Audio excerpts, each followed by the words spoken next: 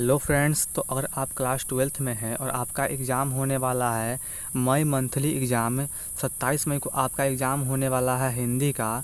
तो आप लोग इस वीडियो को अच्छे से देखते रहिए। इस वीडियो में हम आप लोगों को ऑब्जेक्टिव क्वेश्चन कराने वाला हूं, जो इम्पोर्टेंट क्वेश्चन है, एग्ज़ाम में पूछा गया क्वेश्चन है।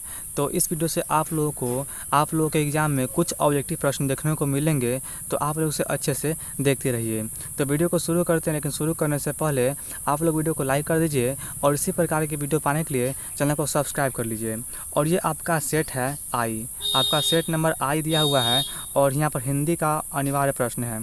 तो देखिए आप लोगों के लिए यहाँ पर दिया हुआ है, कुल यहाँ पर आपको क्वेश्चन मिलेगा 100 गो, जिसमें से आपको बनाना पड़ेगा 50 गो क्वेश्चन। तो उस वीडियो को शुरू करते हैं। और आज का पहला क्वेश्चन दिया हुआ है कि भगत सिंह निम्नलिखित में से किस प्रदेश के थे। तो इसका आंसर होगा ऑप्शन नंबर बी, पंजाब प्रदेश के थे, मतलब कि पंजाब राज्य के थे।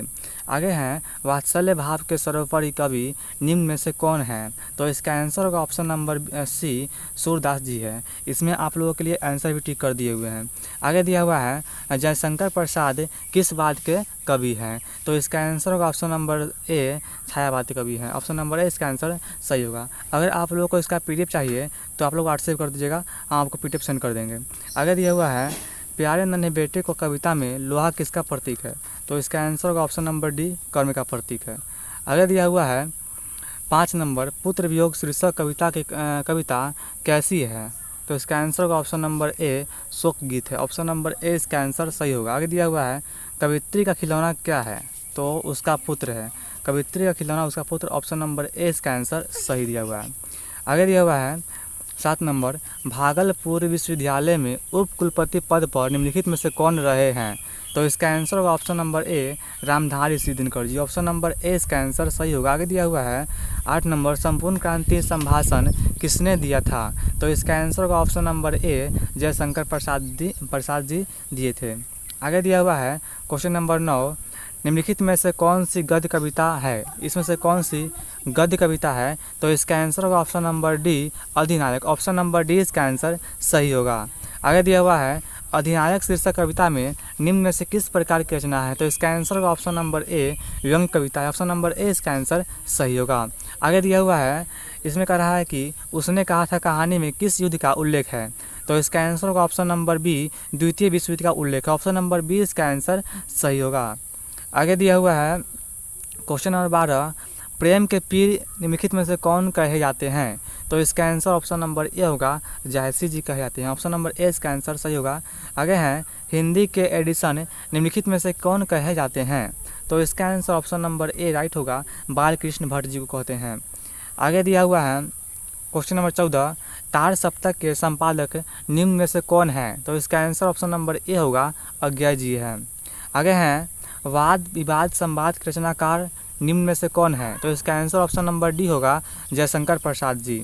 आगे हैं, हिंदी शिक्षा हिंदी साहित्य के किस विधा के अंतर्गत आते हैं। तो इसका आंसर ऑप्शन नंबर ए होगा, संभाषण, या इसका आंसर ऑप्शन नंबर डी, ऐतिहासिक संस्करण हो सकता है। इसमें हम कंफ्यूज है, इसका आंसर हम छोड़ देते हैं, आप लोग समझिएगा इसका आंसर। आगे दिया हुआ है, इसमें कह रहा है कि पराधीनता के कारण नारी अपने अस्तित्व को अधिकारिणी नहीं रही, यह उक्ति किस शीर्षक पाठ से है। तो इसका आंसर ऑप्शन नंबर ए होगा, अर्धनारीश्वर। ऑप्शन नंबर ए इसका आंसर सही होगा। आगे हैं, तुलसीदास का मूल नाम क्या था। तो इम्पोर्टेंट क्वेश्चन है, इजी क्वेश्चन है। तुलसीदास जी का मूल नाम था राम भोला। ऑप्शन नंबर ए इसका आंसर राइट होगा। आगे हैं, तुलसीदास जी के दीक्षा गुरु कौन थे। तो इसका आंसर ऑप्शन नंबर बी होगा, वल्लभाचार्य जी थे। ऑप्शन नंबर बी इसका आंसर क्या होगा, राइट होगा। आगे हैं, साहित्य लहरी किनकी रचना है। तो इसका आंसर होगा ऑप्शन नंबर ए, सूरदास जी का ही साहित्य लहरी है। आगे दिया हुआ है, नाभादास जी किस समकालीन थे, मतलब कि नाभादास जी के समकालीन कवि कौन थे। तो इसका आंसर ऑप्शन नंबर ए होगा, सूरदास जी थे। आगे हैं, भक्तमाल में निम्न में से किस कवि की रचना है। तो इसका आंसर होगा ऑप्शन नंबर ए, नाभादास जी का। ऑप्शन नंबर ए इसका आंसर सही होगा। आगे हैं, सुभद्रा कुमारी चौहान का निधन कैसे हुआ था। तो इसका आंसर ऑप्शन नंबर ए होगा, कार दुर्घटना में। आगे हैं, अगर आप लोग को इसका पीडीएफ चाहिए तो आप लोग व्हाट्सएप कीजिएगा, नंबर है 91 28 300 947। इस पर आप लोग व्हाट्सएप कीजिएगा, PDF सेंड कर देंगे और ग्रुप में भी ऐड कर देंगे जहां आप लोगों को फ्री में PDF मिलता है। तो अगर आप लोगों का वीडियो अच्छा लग रहा है तो वीडियो को लाइक कर दीजिए, चैनल को सब्सक्राइब कर लीजिए। आगे दिया हुआ है जादू टूटता है इस उषा कब, मतलब कि जादू टूटता है इस उषा का अब सूर्योदय हो रहा है। यह पंक्ति किस शीर्षक कविता की? तो इसका आंसर ऑप्शन नंबर ए उषा की है। आगे हैं सिंहासन पर बैठा उनके तमगे कौन लगाता है, यह उक्ति किस शीर्षक कविता की है? तो इसका आंसर ऑप्शन नंबर ए अधिनायक की है। आगे हैं क्वेश्चन नंबर 26, भोजन करी नंद अचमन लीनो मांगत सूर जुठनिया, यह उक्ति किस शीर्षक कविता की है? तो इसका आंसर ऑप्शन नंबर ए होगा, सूरदास जी के हैं, सूरदास के पद के कविता के हैं। आगे हैं लागती लपकी कंठ बैरिन के नागिन सी, यह उक्ति किस शीर्षक पाठ की है? तो इसका आंसर ऑप्शन नंबर ए होगा, कवित्व की है। ऑप्शन नंबर ए इसका आंसर राइट होगा। आगे हैं जगदीश चंद्र माथुर जी के रचना निम्न से कौन है? तो इसका आंसर ऑप्शन नंबर ए होगा, ओ सदानीरा। ऑप्शन नंबर ए इसका आंसर राइट होगा। आगे हैं मल्यज की रचना निम्न में से कौन सा है? तो इसका आंसर ऑप्शन नंबर ए होगा, हंसते हुए मेरा अकेलापन। ऑप्शन नंबर ए इसका आंसर सही होगा। आगे हैं जूठन शीर्षक पाठ के रचनाकार निम्न में से कौन है? तो इसका आंसर ऑप्शन नंबर बी होगा, ओम प्रकाश वाल्मीकि जी। आगे दिया हुआ है उद्गम शब्द का संधि विच्छेद क्या है? तो इसका आंसर ऑप्शन नंबर ए होगा, उत प्लस गम। आगे दिया हुआ है हितैषी शब्द का संधि विच्छेद क्या है? तो इसका आंसर ऑप्शन नंबर सी होगा, हित प्लस ऐसी। आगे हैं जगदम्बा शब्द का संधि विच्छेद क्या होगा? तो इसका आंसर ऑप्शन नंबर ए होगा, जगत plus Amba. Option number A इसका आंसर राइट होगा। आगे हैं अधपका शब्द में उपसर्ग क्या है? तो इसका आंसर ऑप्शन नंबर ए होगा, अध उपसर्ग है। आगे हैं अवगुण शब्द में उपसर्ग कौन सा है? तो इसका आंसर ऑप्शन नंबर ए होगा, अब उपसर्ग है इसमें। आगे दिया हुआ है क्वेश्चन नंबर 36, सोहन पढ़ता है किस काल का उदाहरण है? तो इसका बहुत ही इजी क्वेश्चन है, आप लोगों को पता होगा कि यह वर्तमान काल का है। ऑप्शन नंबर ए इसका आंसर क्या होगा, सही होगा। आगे दिया हुआ है यह भी इजी क्वेश्चन है, रवि ने खाया किस काल का उदाहरण है? तो इसका आंसर ऑप्शन नंबर ए भूतकाल का है। आगे है नरेश जाएगा, अभी गया नहीं है, जाने वाला है, मतलब कि यह भविष्य काल का। ऑप्शन नंबर ए इसका आंसर सही होगा। आगे हैं क्वेश्चन नंबर 39, कबूतर छत पर बैठा है, यह किस कारक का उदाहरण है? तो इसका आंसर ऑप्शन नंबर ए होगा, अधिकरण का एग्जाम्पल है। आगे हैं बच्चे घर में है किस कारक का उदाहरण है? तो इसका आंसर ऑप्शन नंबर ए सी होगा, अधिकरण। आगे दिया हुआ है कि तिरक्ष शीर्षक पाठ के रचयिता कौन है? तो इसका आंसर क्या होगा, ऑप्शन नंबर ए होगा, उदय प्रकाश जी है। आगे हैं रोज शीर्षक पाठ की रचनाकार निम्न में से कौन है? तो इसका आंसर ऑप्शन नंबर ए होगा, अज्ञेय। अज्ञेय का पूरा नाम है सच्चिदानंद हीरानंद बातस्यायन अज्ञेय।